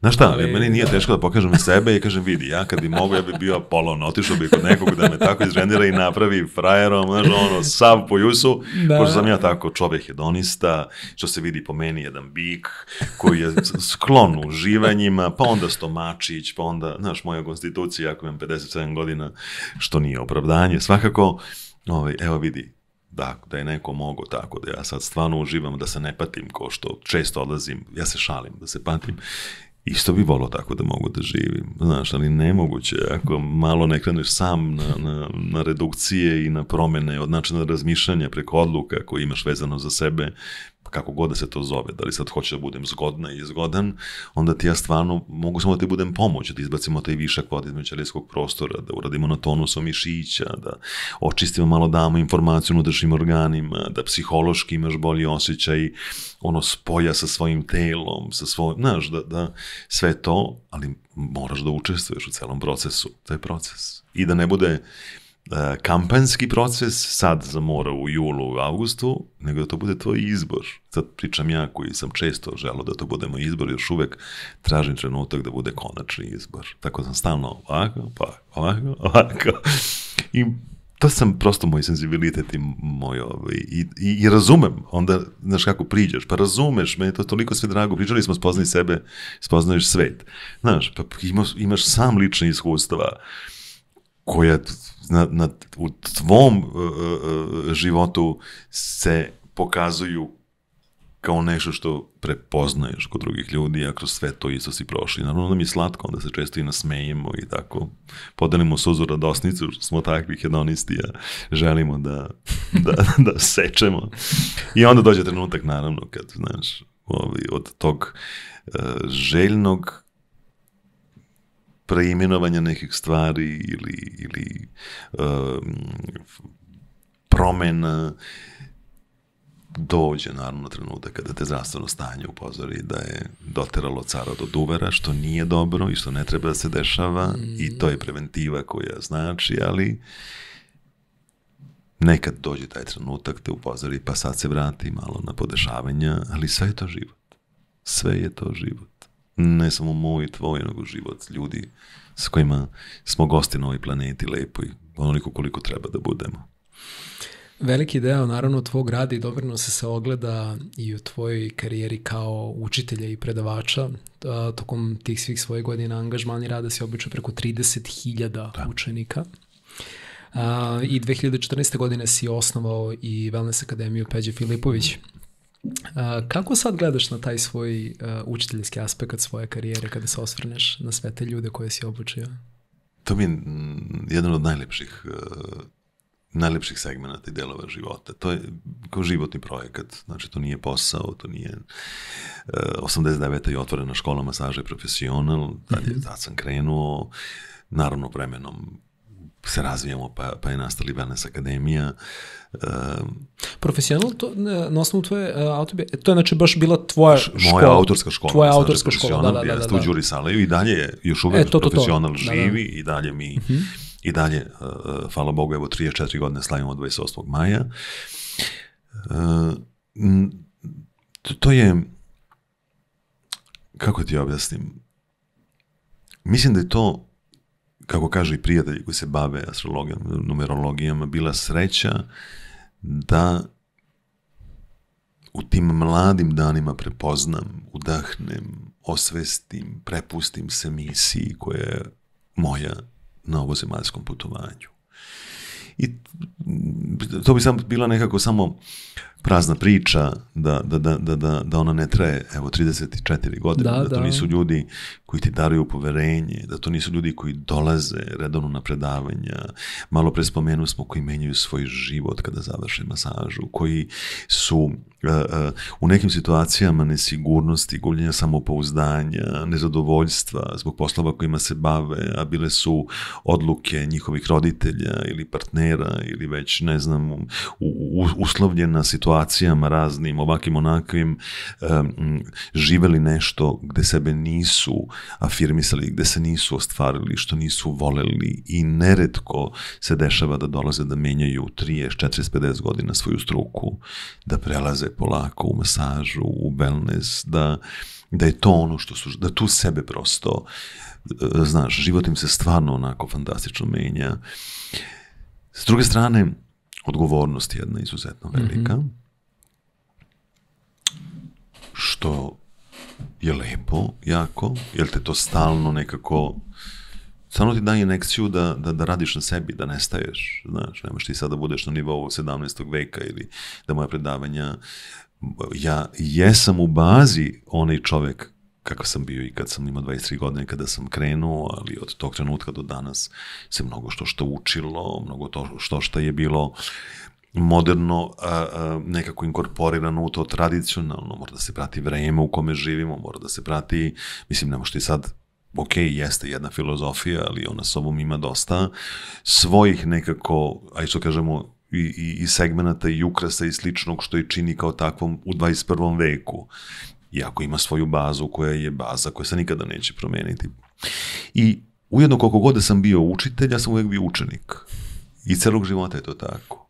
Evo i sad si dobio stipendiju za jedan fakultet. Jesam i mnogo se radujem da idem u Ljubljanu i da krećem sa učenjem. To je ono putovanje u ovom balkanskom, pa ide Slovenija i učenje. I koliko god da si, ali ne samo da sam učenik i da studiram, sad ću otići sa ljubavlju, jedva čekam, baš mi nedostaje malo da budem u klupi, ja sad student, ponovo, ko zna koji put. To nikad nije kasno, ali da. Pa vidi, ceo život sam tako, ceo život sam negde... I ceo život je škola, u stvari. Apsolutno. Toliko od ljudi koji dolaze učim, znaš, toliko od ljudi koje srećem učim, toliko mene su životne situacije gradile od onoga što mi nije prijelo, pa sam rekao nikad ovakav neću da budem. I koliko je ružno kad se ovako neko ponaša, kad ovako priča, kad ovako izgleda. Mislim, sa onim što govori, što emanira, što ogovara, što ne znam, prepričava, kako komunicira. Do onoga ovo su sjajni primjeri. Ljubavi, strajnosti, darivanja, čovečnosti. Tako da je to je prekrasno je to, znaš. Mislim, nekako i sad kad kažeš škola masaže i ovo sama masaža, eto, životni projekat. Nikad nije bilo gledanje na sat, kad će počne, kad će se završi, kad će mi godišnji odmor, kad će mi slobodni dani. Vikendi su uglavnom ti kada se radi. Što ti je jasno da je bilo mnogo situacija u životu da se naide na roštiljanje sa društvom, da se naide na sportu, prirodu, da se naide sa porodicom, zato što vikendom najviše ljudi, moji studenti, ceo život iz cele Srbije pa iz celog regiona dolaze na predavanja. I tu uvek bilo sa puno ljubavi, nikad mi nije bilo žao. A roštiljanja i druženja i svega što pomisliš nekad da je kao zapostavio si, ti uvek nadoknadiš to nekog drugog dana i nađeš sa ljubavlju. Prosto se sve to tako lepo, nema tu, znaš, neke sad, ili sad nešto, znaš, ja sam žrtvovao, a kakvi bre, ti si odlučio si, to je tvoj životni put, to je tvoja misija, nema upravo, sve je odluka. I na kraju ako si nešto žrtvovao zbog sebe, si ga žrtvovao, što bi se budu ugledi za tebe ili bilo koga se treba da i padne u nesvest što si ti, ne bre, što si učio ovo, što kaže stalna znanja i nagrada ili ne znam, bilo je onoliko divnih i hvala na tomu, oni jesu podstrek, oni jesu da si primećen, oni jesu da imaš podršku, jeste. Svakome od nas znači, naravno, koliko god da si ti uspao i koliko god da imaš, znači ti podrška, znači ti priznanje, verbalno, energetsko, prijateljsko, službeno, nema veze. Sebe si gradio, to govori o tebi. I za sebe si ga na kraju, što bi neko mora pada u nesvest zbog toga. I takav dolazim na predavanja sa mojom decom, uvek izovem deca, onda se oni tako smeju, ima dece koje su moja godište, ali su moja deca ili par godina mlađi. I ono recimo što smo gradili od početka, to je, sad to nekom delo je nenormalno, nekom normalno, mi nikad nismo bili na vi.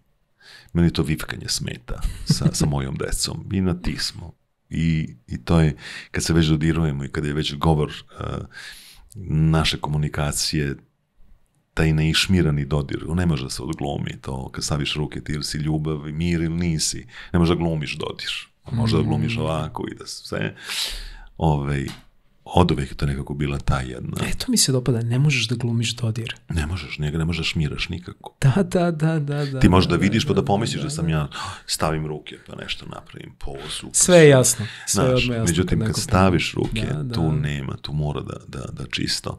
A znaš da smo pričali i onda o vodi koja pamti, o tih skoro 70% tekućina, tečnosti u našem telu, o onim japanskim naučnicima koji su pratili vodu, kako ona pamti, kako se ponaša u sredini koja je harmonizovana, lepa, koja je sva tako suptilna. Sa namerom koja je upućena. Apsolutno, s namerom, bravo, do one vode koja je bila u haosu, u ludilima, kako su izgledali oni kristali, pa kao pahulje divni, bajkoviti od ovih koji su potpuno razuđeni. Sad šta se dešava kad ti postaviš ruke, koju nameru postavljaš na vodu nečijeg tela? To je isto važno. Ti možeš samo nekada postavljaš ruke sa jednim ili dva pokreta da sa nekim komuniciraš pun ljubavi, mira, lepote i da ta osoba ima utisak da je anđeo nad njom i da je potpuno ono što kažu, znaš, oživiš, da je napuniš lepotom, da je probudiš mir, da, znaš, do toga da ako staviš ruke kada si uznemiren, kada si nervozan, kada ti misao nije prisutna, kada nisi fokusiran, kada si zloća malo, napraviš potpuno haos u procesu vode. Drugog bića, naravno, naše je već po svojoj strukturi. Ili mirno i balansirano ili uznemireno. Kao more.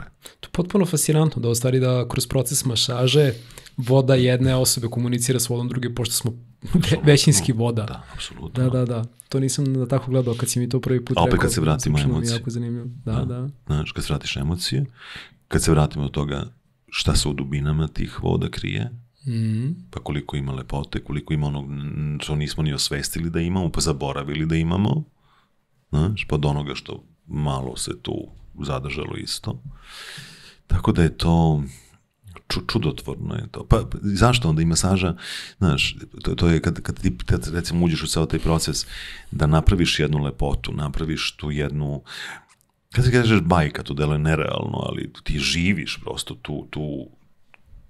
tu harmoniju, tu taj buket. Zašto je za masažu onda važna muzika adekvatna? Isto ti je, šta ti radi? Kako miriše to gde se masiraš? Koliko je čisto to gde se masiraš? Znaš? Koliko nema buke, galame, ludila oko, jel? Sve to utiče i na našu čudotvornu vodu, na našu emociju. Privodimo polako kraju ovu razmjenu koju sam zaista neverovatno uživao. Hteo bih za kraj da te pitam, obično volim da pitam svoje goste za neki savjet ili eto, konkretno za tebe to bi možda mogla da bude neka tehnika koju bi publika koja je ostala sa nama do ovog trenutka, eto kao jedan bonus, svaka čast svima vama koji ste ostali s nama do kraja. I hvala zaista. I hvala, koja bi mogla da primeni već nakon slušanja ovog podcasta. A eto recimo možda bismo mogli da navedemo neku tehniku masaže koja bi mogla malo da olakša recimo u tom problemu napetosti do kog dolazi od recimo prekomernog sedenja ili dugih sata rada za računarom. Da li bi možda mogao da podeliš nešto, eto, čisto da... Nije to problem. Kad smo kod vode, one malo pre koje smo spomenuli, to izučavanje healing dance-a i vaco je meni isto bilo nešto što je najlepše na svetu, ali to ćemo jednom drugom prilikom šta se dešava u samoj vodi kada se rade tehnike. Kao ovako za početak, imamo mi tu u ovom otvoru lobanje koji se zove babina rupa u narodu, veliki otvor lobanje, pa kad se ide prema gore, to je produžena moždina. Znači za ljude koji slušaju zadnji deo glave. Potiljak baš pa veliki otvor, babina rupa čuvena. Da. Tačno ispod onog šiljka koji se oseti na lobanju. Pa onda kad se još malo, kad se ulazi gore, to je produžena moždina koja je centar za rad srca i za disanje. To je jedna od fantastičnih tačaka zove Feng Fu, neko sedište vetrova, za harmonizaciju, malo smirivanje, balansiranje. Jako je dobro, recimo, ljudi koji imaju nekad nastup, neki medijski, pa imaju tremu, pa su uznemireni. Kako se generalno sve te tačkice stimulišu? Znači, mogu ovako da stavim jagodicu palca, da udahnem, i za vreme izdisaja guram glavu u jagodicu palca koliko mi prija i zadržim. Znači, sve vreme imam izdisaj.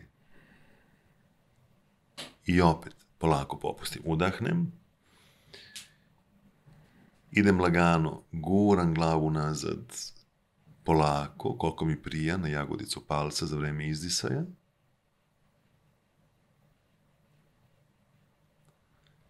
Polako opustim, dok udahnem duboko skroz. I još jednom uradim stimulaciju, lagano. Eto ga, te divne tačke za smirivanje, harmonizovanje, balansiranje.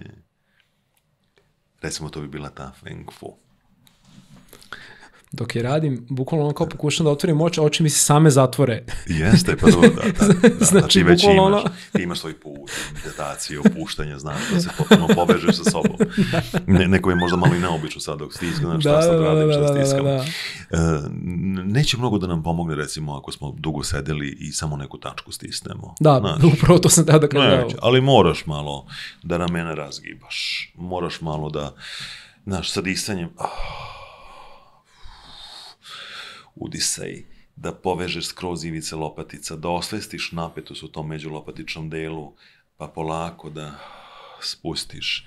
Pa gore ramena prema ušima, znači sad se bavimo to, pa nazad ideš, pa skroz što više povučeš ivicu lopatica prema kičvanom stubu, zadržiš malo, pa polako spustiš. Ali svesno ramena idu napred, pa polako ideš nazad skroz do zalepiš, pa zadrži malo da ti budu što zalepljenije lopatice, pa polako spusti.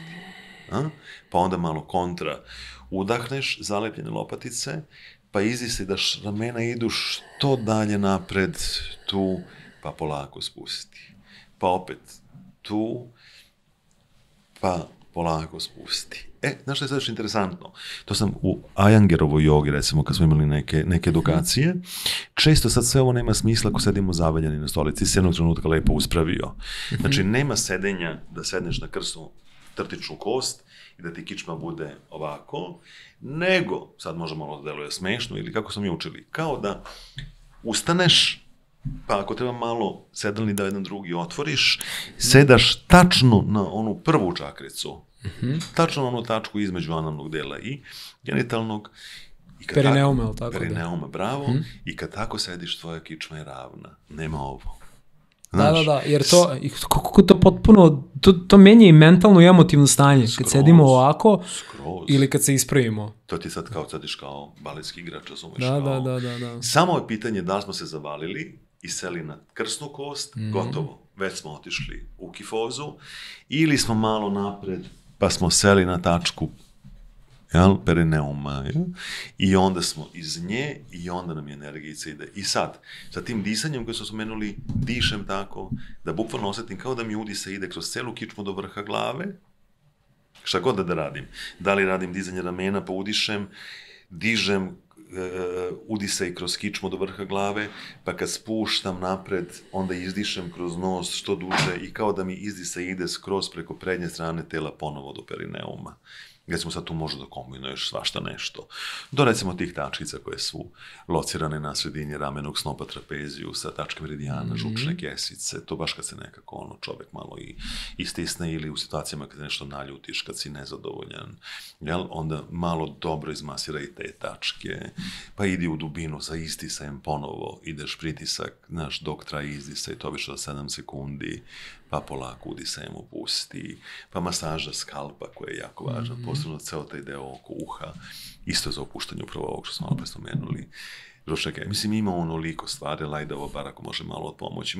Imaš one tehnike tapkanja koje možeš da primeniš, svesnog dodira sa svojim... Tapkanje je neverovatno, to bukvalno kao onako impulsi koji prodiru baš duboko. Fenomenalno, to su posebne tehnike, savršene. I onda samo lagano je bitno da tapkaš od grudne kosti, tačka na sredini timusa je jako važna.